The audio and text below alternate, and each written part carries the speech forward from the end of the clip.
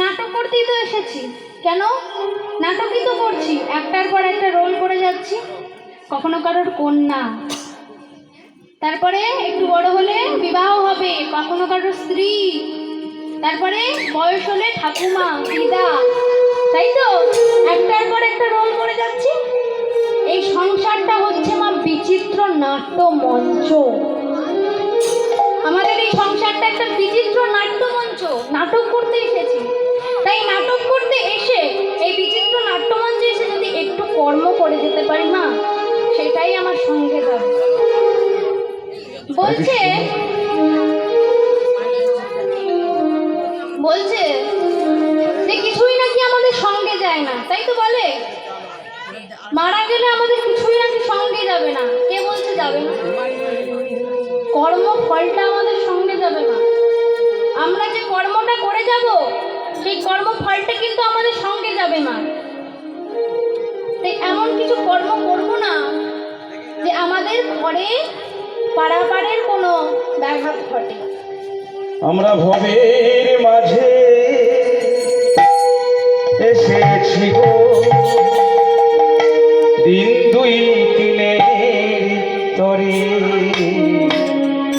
সময় যেদিন হবে আবার যাব আপন ঘরে। আমরা ভবের মাঝে এসেছি গো, দিন দুই দিনের ধরে, সময় যেদিন হবে যাব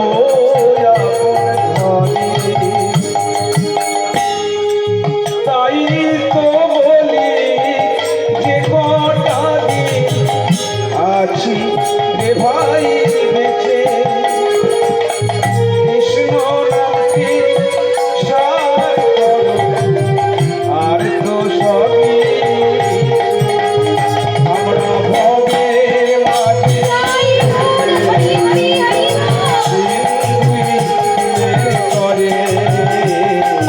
সময় যেদিন হবে আবার যাব আপন ঘরে। আমরা ভবের মাঝে এসেছি গো, দিন দুই দিনের তরে, সময় যেদিন হবে আবার যাব আপন ঘরে। তা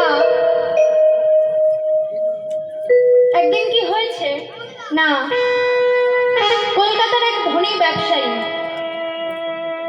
আমাদের কিছু বছর আগে একটা মারণ রোগ এসেছিল, তাই তো?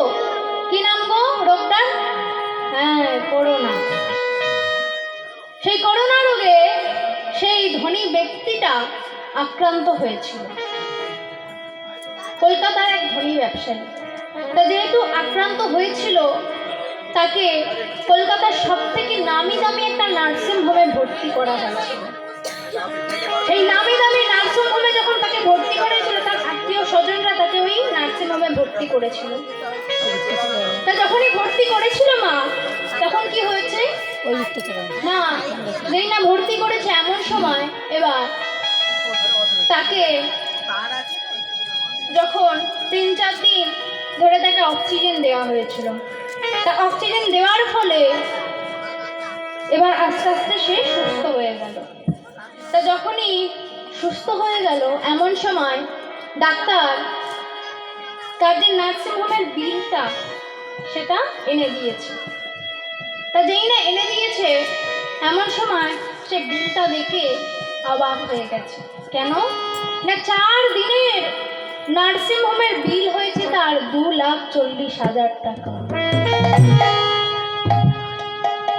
4 দিন তাকে অক্সিজেন দিয়ে সুস্থ করার জন্য তাকে 2,40,000 টাকা দিতে হবে। এমন সময় সেই ব্যক্তি বেডে বসে বসে কাঁদছে। যেই না কাঁদছেন এমন সময় ডাক্তারবাবু বলছে, আচ্ছা আচ্ছা আপনি কাঁদছেন কেন? এরকম ভাবে কাঁদবেন না, আপনার এমনি শরীর খারাপ, আপনি এরকম ভাবে কাঁদবেন না। কি হয়েছে আমাকে বলুন, এটা কি খুব বেশি লাগছে? আমি কি একটু কমিয়ে দেব? তখন ডাক্তার না, এই 2,40,000 টাকা আমার কাছে কোনো ব্যাপার নয়। এই 2,40,000 টাকাটা আমার হাতের ময়লা। কেন না, সে একজন ধনী ব্যবসায়ী, তার কাছে 2,00,000-3,00,000 টাকা কোনো ব্যাপার নয়। এই যে যেই না বলেছে, তাহলে আপনি কেন কাঁদছেন বলুন? বলছে, ডাক্তার তুমি 4 দিন আমাকে অক্সিজেন দিয়ে সুস্থ করে তুলেছো বলে তার জন্য আমাকে 2,40,000 টাকা দিতে হবে। কিন্তু আমার 70টা বছর কেটে গেল, যার অক্সিজেন পেয়ে এতদিন, যার অক্সিজেন নিয়ে আমি 70টা বছর কাটিয়ে দিলাম, তার জন্য আমি কি করলাম?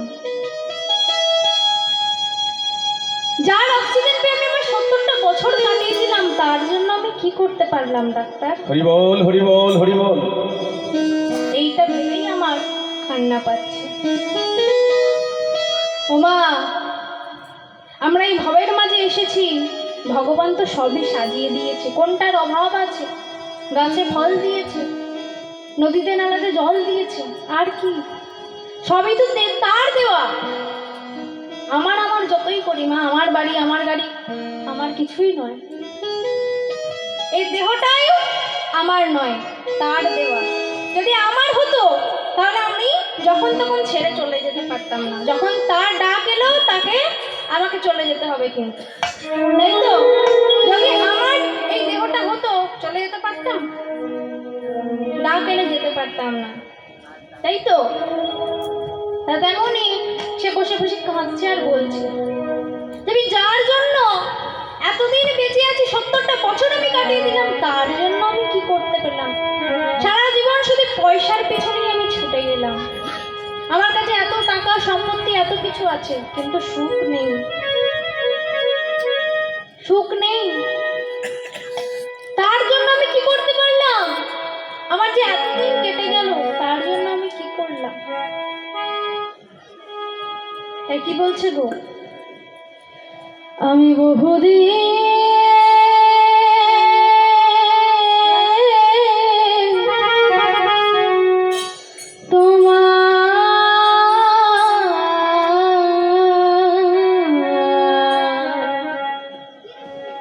পথ করি